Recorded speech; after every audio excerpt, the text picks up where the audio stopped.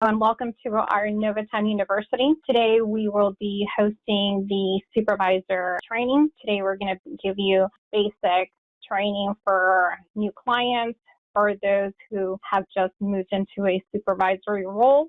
I do want to point out, so it is a basic training, and some of the items that I may cover today may not be specific to your organization. So if you see something that you're interested in having enabled, please contact your consultant or our support team, and they will be able to enable that specific feature.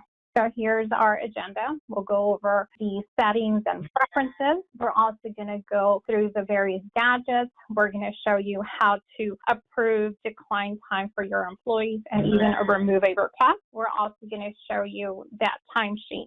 How does a supervisor review a timesheet? How do you go about entering missing hours? How do you allocate hours to different departments? Maybe you have employees who worked in HR in the morning, but in the afternoon was helping the accounting department. We're going to show you how to allocate hours. We're going to show you how to insert time in the middle of the day and how to approve those timesheets and get them ready for payroll. Once you're comfortable with that, we're going to briefly cover our enhanced schedules. So I'm going to give you an overview. Today we will also cover reports. I'm going to show you how to run reports, how to save reports, and how to schedule reports.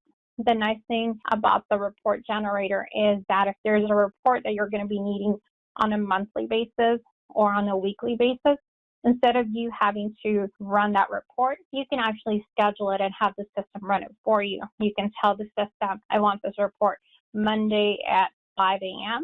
I want it to be emailed to these individuals, and the system can do that as long as you set the appropriate parameters. That's the agenda for today. So we have a lot to cover.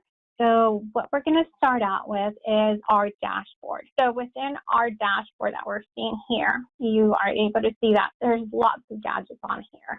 Let me just increase the font here just a little bit. So we're going to start out from the right-hand side and move through this dashboard. So the first thing that you see on the right-hand side of the screen is this little blue silhouette. If you click on this drop-down arrow, this allows you to toggle from you as a system administrator, you as a supervisor, to your personal profile. So if you're a supervisor that needs to go in there to see your vacation balance or request time off, by simply clicking on this silhouette here, you can go to myself and it's going to bring you to your personal profile. And then here is where you can see the personal information relating to you. If you go back to that little silhouette on the top of the screen and select My Team, this brings you back to you as a supervisor and you being able to see your employees. So that's this blue silhouette right here. On the right-hand side of that, you see this private message. You're going to see private message if you have the message board enabled for your employees, where an employee can message a supervisor. Any messages that your employees send will live in the private messages here or within this gadget here. The other thing that will drop into the private message is if an employee requests vacation or sick time or any sort of exception, when he or she requests time off, those alerts go to the supervisors. So you'll see them there or in this gadget here. Also, if your organization requires your employees to submit timesheets, when employees submit timesheets, you get those notifications. And also here under timesheet status, you'll notice that it'll say, hey, out of my 200 employees, 4 of them have submitted their timesheets. So you get those alerts here and here. Now on the right-hand side, this is where you can find help. If you're in a particular screen and you need help or more information, let me show you really quick. I'm going to go into the timesheet here, but I need some assistance understanding this particular page. If I click on the help toolbar, it's going to bring me to this section that talks about timesheet. So it shows you the detailed timesheet, columns, how to insert time, multi-add, how to use that print button. Anytime you need help with a particular screen, please visit that help toolbar and you can find resources on there.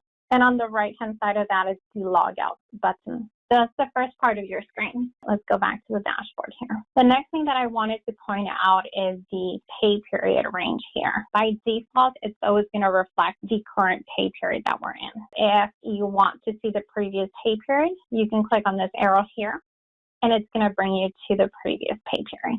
You want to go back to the current one. There's your current. You also have the option here to go to last or next pay period. If your organization has multiple pay cycles, then you would click on this drop-down arrow, and then you would be able to see your employees who are biweekly and your employees who are semi-monthly, or whichever the frequencies are for your organization. The next thing that we're going to focus on is your assist panel. This is the supervisor's best friend.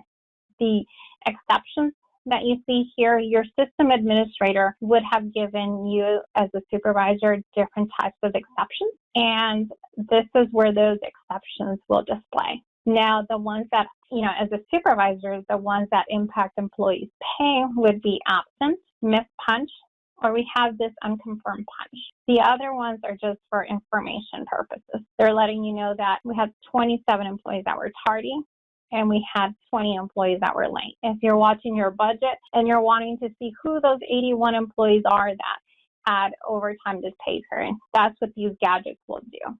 And here shortly, I'm going to show you how to hide the gadgets that are not important to you. For example, if you're not concerned and you don't want to see who's tardy and who's late out, I'm going to show you how to hide those. But your exceptions toolbar, these are items that need to be addressed before payroll closes. We have absences. We're wanting to make sure your employees have submitted vacation, sick time, or PTO, making sure that you review those timesheets and time is allocated for those absences. Missing punches, and we're going to go in depth here in a moment. These are employees who have missing punches. The system is looking for paired punches for the day, so it sees an in time, but it doesn't see an out time. So this is why you would see the missed punch. Just goes with your overtime rules. Some companies, or depending on your state, overtime is over 40 hours in a week, whereas in California is over 8 hours in a day. Once the employees reach that threshold, the system will flag those exceptions. Unconfirmed punches. This is a new feature that we've enabled. So on the time clock and also via the web, employees are able to let the supervisors know what the correct punch time should be. So this is when an employee misses a punch and they realize, oh no, I forgot to clock in or clock out, and this is the correct time. So the employee is able to make that adjustment on the timesheet, but until the supervisor approves it, is not going to reflect on that timesheet. It's pending approval. So this is the exceptions board. The next gadget that we have on here is your time off request. So it's really important that you address these items because they are going to impact pay. So for the current pay period, you'll notice that there's an exclamation point next to pending. So this is letting you as a supervisor know that there are 3 requests out there and require your attention, and you need to approve them, decline them. You need to do something with this request before payroll ends or by the set payroll deadline. So those are pending items. If you click on this pending button, it's going to bring you to this page, and you'll notice that these are the 3 requests. You're able to see that Clark requested time and Juliet requested time. And these items need to be addressed. Let me show you how you would go about addressing these items. So the first thing that I would suggest that you do is for November the 13th, the employee is requesting PTO. They're wanting 8 hours. And so far, they have a balance of 192 hours. So what I would do is, here's your calendar. And for you as a supervisor, it allows you to see how many employees are out on November the 13th. As you can see, I have 2 employees out. When you hover over this calendar to the right, it allows you to make a better decision. Am I going to be the only one left because all my employees are out? Or is it okay if I have 2 employees out that day? If you decide that, you know what, we're going to let Clark take time off that day, we can select that particular item and we click this drop-down arrow and we can approve that request and we can save it. As soon as you select that save button, 3 things will happen. The first thing is that PTO is automatically going to be added to the employee's timesheet. The second thing is the employee will be alerted. And the third thing is that the accrual balance for that employee will automatically be decremented by the number of hours that they took. And then this other employee, here we have Juliet, and maybe because we already have someone out on the 13th, we're going to decline that request, but this other request we're going to approve. That's how easy it is for you to approve or decline requests. Once you're done making those updates, always remember to save. And when we look at our dashboard for pending items, you'll notice that there are no pending items on here. Now, I do want to show you how you can personalize your dashboard. On the far right-hand side of the screen, you can see that there is this daily request count. So we're going to click on this radio button. And on here, it says, if I see one request, we want to see this baby blue. We see two requests. If you click on this little box, you can change the color.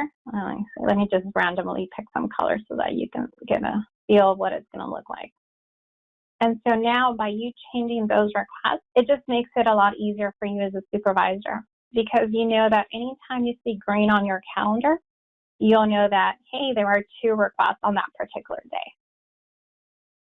And when you hover, you can see that there's a request for Edward's Juliet, and there's a request for Clark. For Juliet, there's a green circle. That means the request was approved. Red circle means the request was declined. It's a good visual for you as a supervisor.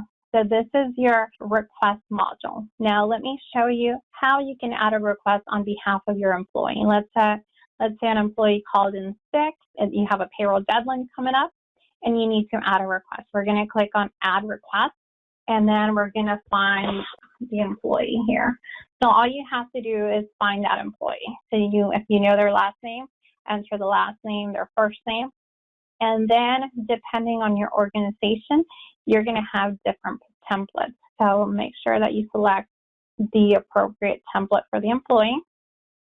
And the next thing that you have is, was the employee out only a particular day, or was the employee out multiple days? If the employee was only out for a particular day, all you have to do is select that date, enter the number of hours. You can even add employee was out sick or specific reason, and that's all you would need to do.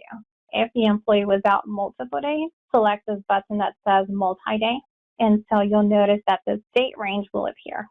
And so now we have an option to say from the 28th through the 29th, this employee was out, and you can set as approved and say next. And it just tells you, are you sure it's Thursday and Friday? Approved. I'm using a future dated date, but if it's within that pay period, just make sure that you select those appropriate dates.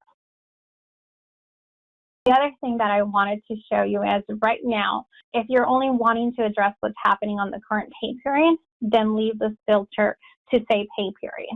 If you're needing to address, you happen to have a little bit extra time and you want to see what other future requests are out there, you can actually change your calendar to all. And if you had requests out there, right now I have this for the 22nd, you're able to see any future requests for any of your employees.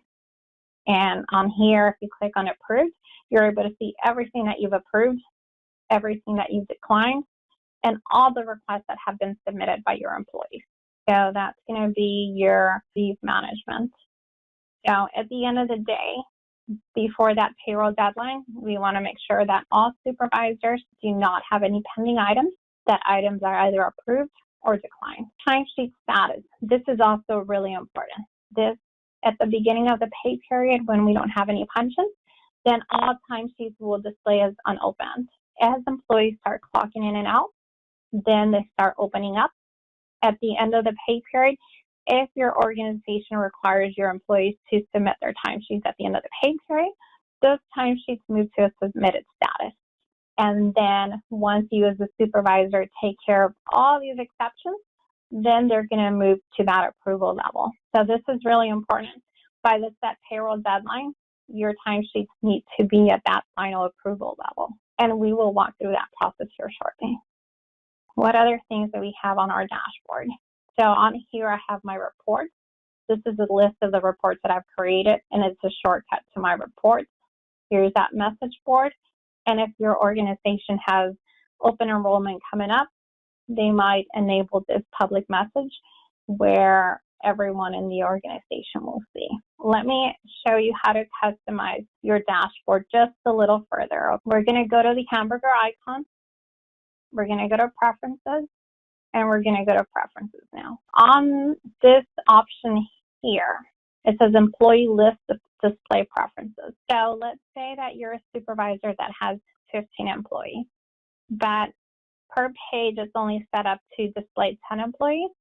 That's our default. You can click on this drop-down arrow and you can change it to 15. You can have up to a maximum of 99 employees, but we normally, unless you have really good internet connection, then it's okay to have it this high. Otherwise, it's going to take a little bit longer for your page to load. But this here is where you can change the number of employees that display per page. Once you've made that change, always remember to save. The other thing is your exceptions gadgets. So this is what's available. This is what's been selected. So for me, I have all these items selected, but maybe for you, you don't want to see who's tardy grace, whatever the exceptions your organization has determined. You can move those items over to available and only the selected ones will appear. You can even change the order of how these appear. So I'm going to select save. I'm going to go back to the dashboard. Anytime I click on this little hut, it's always going to bring me home. So you'll notice that right now, my dashboard, it's a little cleaner because I only have the exceptions that I need, that I know that are going to impact an employee's pay. Again, we're here under preferences. We went under preferences, and this is where we can clean this up. What else can we do here? The timesheet, if you have a biweekly payroll and you want a weekly summary, you can place a check mark here and it will give you total hours for week 1, total hours for week 2. What else do we have? When you're searching, if you don't search by social or by badge and only these criteria, then you can get rid of those there. What else do we have on here? Your summary page. Those columns on the summary page, if you need to change the order of how they appear, this is where those are changed. What else can you do? Another thing that I do recommend for the supervisors is line 27, 28, and make sure that you change it to employee name, and employee name. Why is this important? Let's say that you generate a report and you want to share it with other users. By default, it says employee ID. You would need to know the ID number for those other users in order for you to share those reports. Same thing with delegation. If you're trying to delegate your employees to another supervisor, you would need to know their ID number in order to share that. Same thing with schedules. You're trying to schedule employees, but they're going to show up in ID number format instead of employee name. If your administrator has given you access to change these, please make sure that you change them number 27, 28, and to say employee or username. We're going to go back to preferences and delegation, and I'm not going to save these changes. Another feature that we have for supervisors, and not all organizations have this enabled, is the delegation feature. What the delegation feature does is, let's say I'm going to be out of the office, and so I would like to have someone else manage my employees while I'm away. You go to the delegation tab, and of course this needs to be set up by your system administrator and you have access to it. And so I can say, you know what, I'm going to have David Molnar. He's going to manage my employees. I'm going to be gone the week of the 18th through the 22nd. And so all I need to do is give him supervisor delegation, save it, and so only for this date range here would he have access to approve time off for my employees, approve timesheets for my employees. When you are set up as a delegate, you would have another tier on here. It would not only say myself, but you would get a notification that you're a delegate for another supervisor. Now the delegation is supervisor to supervisor and administrators to administrators. All right, so I had someone ask a question that they do not have access to the preference page. So this would need to be enabled by your system administrator. So check with your organization's system administrator for that feature. What else do I want to show you as a supervisor? Tools that are going to be helpful for you. The next thing that I'm going to show you is under the attendance tab, and we're going to go to the in and out board. Why is the in and out board helpful for supervisors? The in and out board will allow you to see who's in, who's out, who has taken a meal break so far today. That type of information It also tells you what clock they clocked in. Did they use the mobile app? Did they use the web? What department are those hours being allocated to? So this is extremely helpful when you're a supervisor that's traveling or you have multiple locations that you manage and you just want to see what's happening at a particular location. You have the option to filter. So you can filter by specific employees. Whichever work groups you have for your organization, they will appear on here. So if you have multiple locations, then click on those locations, and it would filter out only those locations for you. And say OK, and only those locations would appear. So, and if you're done, apply it, and then you would only see those locations. Looks like I don't have any employees there, so I'm just going to clear this filter. It gives you an overview, who's in, who's out. What else do we have on here? The no-show. Let's say that your organization has specific shifts for your employees, and you know that you have a group of employees that start from 8 to 5, another one from 7 to 3:30. If you click on the drop-down arrow for November the 13th, these 3 employees were no-show. These 2 employees were no-show. This 1 employee was a no-show. All right, so to get to the in and out board, attendance, in and out board. What else do you have on here? Approaching hours. And this goes back to you watching your budgets. Maybe you want your system to, at 37 hours, whenever employees reach a specific threshold, you want the system to flag those employees, then that's where you can set up a threshold here. Select that arrow to the right, and that's how easy it is for you to set up those thresholds. So anything past that 37-hour mark would appear in that area. Let's see, let me look at a few questions that have come in. Can the in and out board be on the dashboard? Unfortunately, it cannot, but what you can do is what I did up here. I went to the in and out board. This tab at the top of the page appeared, and I added this little star, and so I've added it to my favorites. So whenever I log out of the system and I log back in, it's always going to live on the top of the page. Great question. The next thing that we're going to do now is we're going to start tackling the timesheets. We're going to show you how do you address all these exceptions. So absence, if an employee is absent, if they don't have any PTO, then approve that timesheet and finalize it. If they have PTO, employee was out sick, then please make sure that you address this accordingly. Here's a timesheet for an employee, and when you click on these exceptions, the nice thing about it is if I have 61 employees that are absent, it's going to filter out only those employees who have those exceptions. So I have 61 exceptions and looks like it's 11 employees.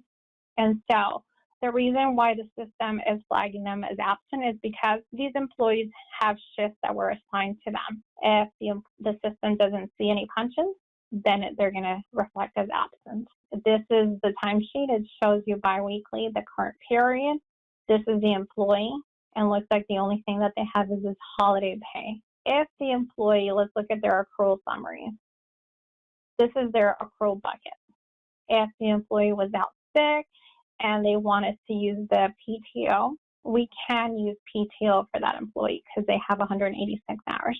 How do you go about adding that PTO? That's going to be code 225. You can add the request one by one on here, or you can go to More Functions, and we're going to click on Multi-Add. More Functions, Multi-Add. And what is the date range? We're going to say from Thursday the 31st through Friday, November 8th. So here we go. So we're going to select the 31st, and we're going to select November 8th. All right, and we said we're going to use code 225. 225. 225. All right, there it is. And then we're going to enter a total of 8 hours. So right now what we're going to do is we're going to enter time for a date range, October 31st through November 8th. And let's see, come on. We're going to select process, and it's going to say, are you sure? We're going to say okay. What it did is October 31st through November the 8th. Now you'll notice that I actually entered time for Saturday. So I'm just going to place a check mark here, delete those, There it is. So now for that employee, I have that I'm using a total of, not even calculating my 8 hours. Did I not enter 8 hours? All right. Let me get rid of this really quick. Let's try that again. We're going to do multi-end. Multi-end. We're going to do October 31st. We're just going to do a few days here. 225. And I'm going to enter 8 hours. So what I did is, the problem with my original entry was I entered the hours under end time, and so that's why I was showing 8 a.m. What I needed to do is, because it's total hours, I needed to enter them here. So let's try again. And it's going to update only 4 records this time. If anything, it's a good example for everyone so that you can get practice with that multi-add.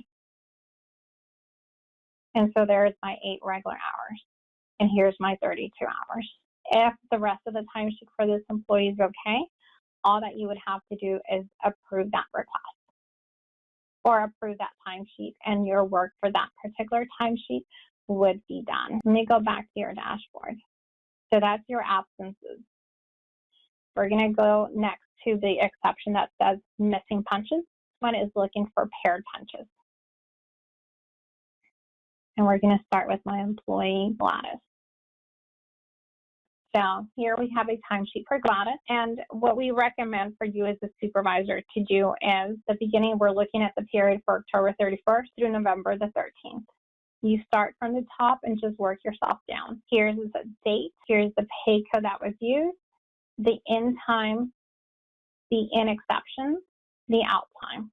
And you have total hours to the right of this. If we go to the far right, depending on your organization, hours may need to be allocated to different jobs or different departments. So we're going to start with November the 6th here. So you're going to notice that this particular employee, it has this in exception. The reason why it has an exception is because this employee is scheduled to work at 7 a.m. But when you hover over this, it says tardy 30 minutes. Doesn't mean you need to do anything regarding that exception. It's just letting you know that, hey, this employee was tardy. So for Wednesday, we have 7:30, and they clocked out at noon, and then they left at 5 p.m. If you hover over this red box, you'll notice that there is a missing punch. How do we insert time? We never want to manipulate original punches. So how do we shift this 5 hours, 5 p.m. over to the right?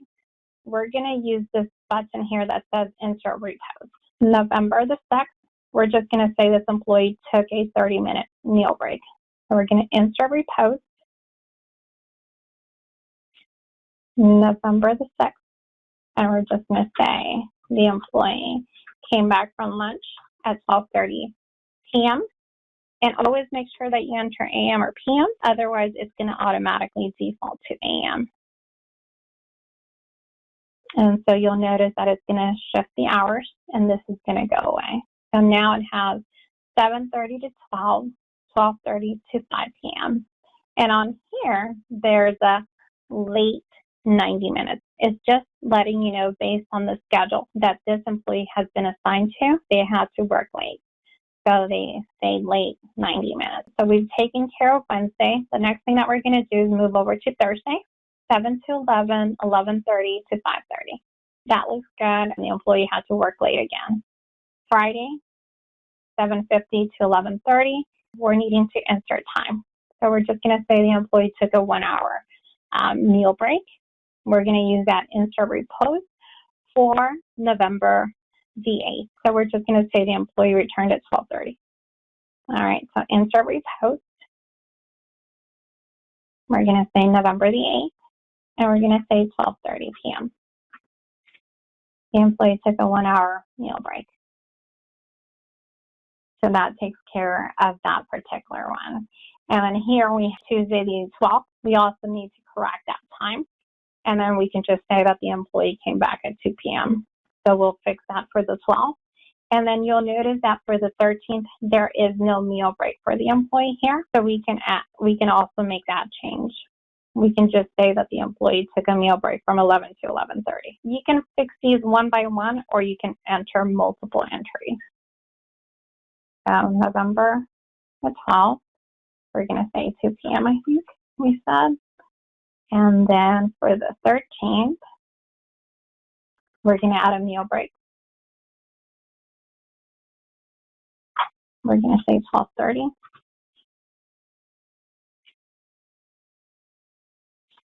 All right, let's try this.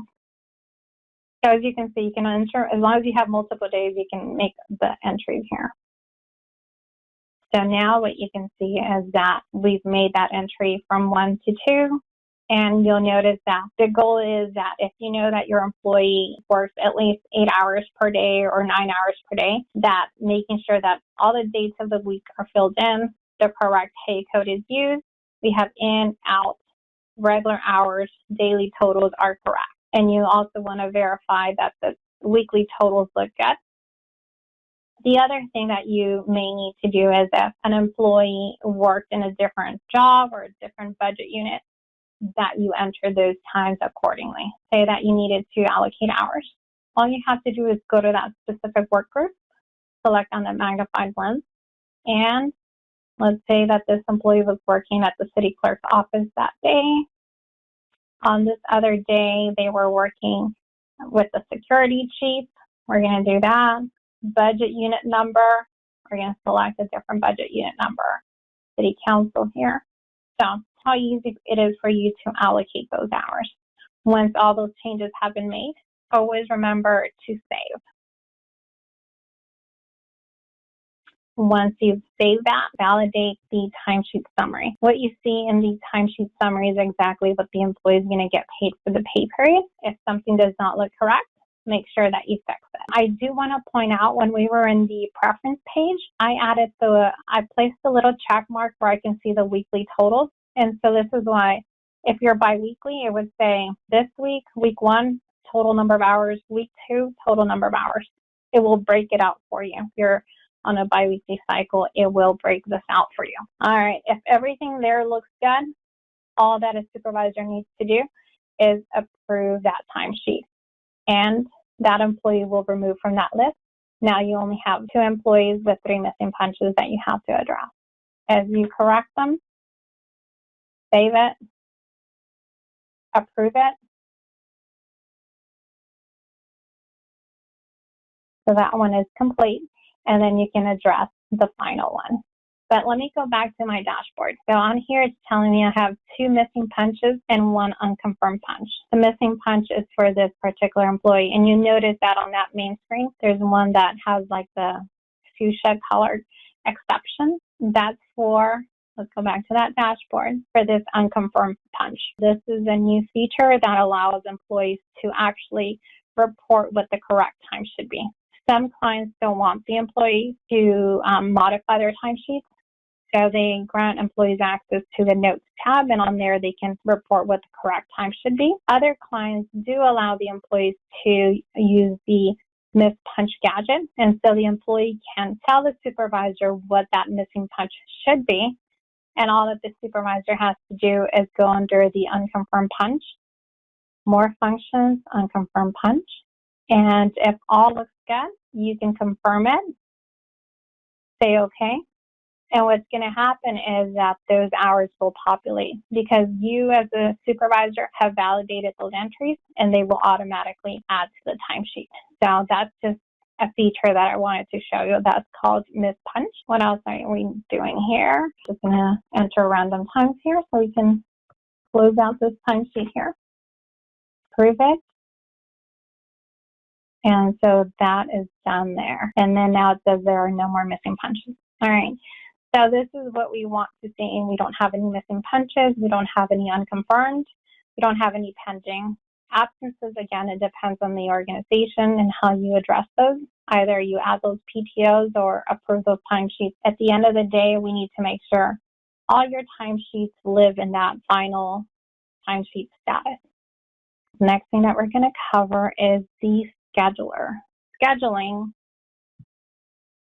I did briefly want to show you for those supervisors who are using our scheduler. Within our enhanced scheduler, you are able to view schedules. You're able to see which employees are in the office, which employees are taking time off, which employees are not scheduled. You're able to copy schedules, paste, modify, and delete schedules within our system. And this is just an example for you of what the scheduler looks like. So this is for the week of November the 7th through the 13th. And I'm able to filter out by specific locations, specific departments. Click on that filter, and you are able to just look at specific group of employees. In this top section, not only does it show like the holidays, but it also shows who's scheduled, the times that they're scheduled, the department that they're working in, and employees on leave. Looks like Juliet Edwards is on leave now. And here we have pending requests and employees not scheduled. So let me show you where that lives in our system. It lives under the hamburger icon. We're going to go under your scheduler. We're going to go to template schedules. Here is your schedule. This is that filter that I was referring to. For today, I just wanted to filter out just a few employees. But if for your organization, you're a supervisor that manages multiple locations, there is that filter there. And the thing that you can do on here is, let's say, I'm going to click on the buttons to the right here, or to the left. I need to add schedules. And see on here at the bottom, it tells you who's not scheduled. If I need other people to work with Linda, I can add. And then so on here, it allows me to say, all right, I want work hours, and I want this employee, Jill, I want Dean, and I want Antonio to work this 8 to 5 schedule with Linda. I can say okay. And so you'll notice that those individuals will be added to that particular schedule. I can also click on the left-hand side here, copy the schedule out, and say, you know what, I also need them to work on Sunday. I need for them to work on Saturday. So that's how easy it is for you to copy those schedules out. Looks like one of them is overlapping. What else can you do if you decide that you don't want Linda to work that day? Simply delete it, and that's how easy it is for that to go away. Pending requests, if there are pending items, you would see them there. Anyone who's on leave, you would also see it there. What else can you see? So this one is the scheduled group view, and then there's an employee view. I'm not going to save this. The employee view allows you to see all your employees regardless of what department that they're in. The other thing that you can do is copy schedules. We're going to click on copy. And so you can copy schedule. Let's say that we created the schedule for Linda for this week or for the next 2 weeks. So what we would do is we would copy Linda's schedule so we would find Linda. We would copy her schedule, and let's say we created her schedule for, say that we created her schedule from November the 7th through November the 20th. And so when do we want to start copying out that schedule? We can say the 21st. And how many cycles out? We can say 9 cycles. Now, if this is for a 2-week period, 2 times 9 is 18 weeks. So that's how far out we can copy, plus the 2 existing ones that we had. And then you can decide, all right, Linda's schedule. Who am I going to give her schedule to? Do I want to give it to Taylor? Do I want to give it to Susan? To Brian here? You can decide by individual employees, by departments, by locations, who will have that same schedule. I'm not going to post it, but just want you to know that that's how easy it is for you to copy it out. I do want to caution when you click update schedules that if you created schedules that are outside of the default, if you update, that's like a total refresh and gets rid of your schedules that you created. So please make sure that unless you're trying to clear all your schedules out, then click update schedules. Otherwise, stay away from that button. What else can you see on here? Display templates.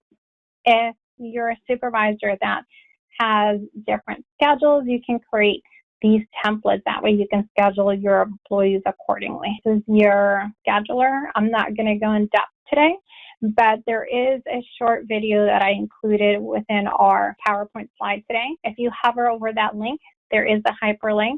It's a 19-minute video that covers everything about schedules. The last thing that we have on our list is reports. I'm going to show you how to run reports, save reports, and schedule reports. We're going to go to the dashboard, and here is a shortcut to your reports. You can click on this arrow here, and it's going to take you to the reports. Or on the far left-hand side from the hamburger icon, click on reports, and it's going to bring you to the report generator. So on here, you have lots of folders: time and attendance, management reports, human resource, labor costing, lots of reports. Depending on what you're needing, you'll find a report for your need. I do want to mention that the difference between the time and attendance and the labor costing reports, if your organization is allocating hours to various departments, locations, this one will truly give you hours of where hours were allocated. The time and attendance, regardless of where hours were allocated, it's going to pull information based on the employee's home department. Commonly used reports is the summary report, exception report, and there's a time card report here. Well, let's run one of these. All right, we're going to run the summary report. How do you run a report? Simply select on that report. This window to the right will appear, and it says output. How do you want the information to appear? Do you want it in Adobe? Do you want it in Excel? What are you trying to accomplish? Are you trying to create graphs? Are you trying to filter? If you're trying to create graphs or filter out data, then you'll want to run it in Excel. If you're just wanting something that looks nice, the format looks good, and you're wanting to save it with that payroll for that pay period, then maybe Adobe might work for you. All right, filter. This is where you as a supervisor can run a report for all the employees that report to you, or you can just say, you know what, I only want to run it for specific employees, maybe for Megan and Brian here, Noelia. Come on, Megan, she doesn't want to come over here. All right. So this gives you an idea of how you can grab employees from here, and only information for those employees can be extracted, okay? Or if you're just needing everything, then just say everything. What else? If you're wanting to look for a specific pay code, you can filter out by pay code. If you're only wanting to see specific location filters are there. What else do we have on here? Data selection. So these are going to be the columns that are going to appear as headers on the report. So on the right-hand side are the default ones. If on the left-hand side you see something that you want to have in that report, I'm just going to grab this one, for example. Then just move it over to the right. Okay, so from left, click on these arrows to move it over to the right. What else? Date range. You're also able to run the reports by current period, previous period, next period, or a custom period. If you want to see, maybe you're trying to prepare your budget for next year and you want to see the hours, dollars allocated for the year and just trying to compare, then you can run something from January 1st through December 31st, or from January 1st to the present, right? Just to give you an idea. So again, these are the criteria that you have access to, and if these don't meet your criteria, you can use a custom date. For today, we're just going to use current pay period. What else? How do you want this report to reflect data? For me, I'm going to say, you know what? I want it by department and employee. So you can decide how you want that report to appear. So all we're doing is going down the list and just checking what we want. We move it over to the right. If we don't want something, we leave it alone. Once we've selected what we want, we click the preview button. And so what you will see here is there's my report. And these were the headers that I was referring to earlier. So these are my employees, and I wanted the system to break down the report by department and then employees. And so this is how I broke it out. By department, it's going to give me a grand total. And I believe on page 9, I should have a grand total. And this is the summary report is nice because as a supervisor, you know you're normally submitting 216 hours, and you look at this report and it shows 216, you know that you're good, right? So it's another way for you to validate your payroll. So let's say that you like this report. How do you save it? You're going to go back to properties, and we're going to go all the way to the bottom, and there's this publish option here. So publish in Novatime means save. So we're going to save this report. But I know this one is running for current pay period. So I'm going to say current pay period.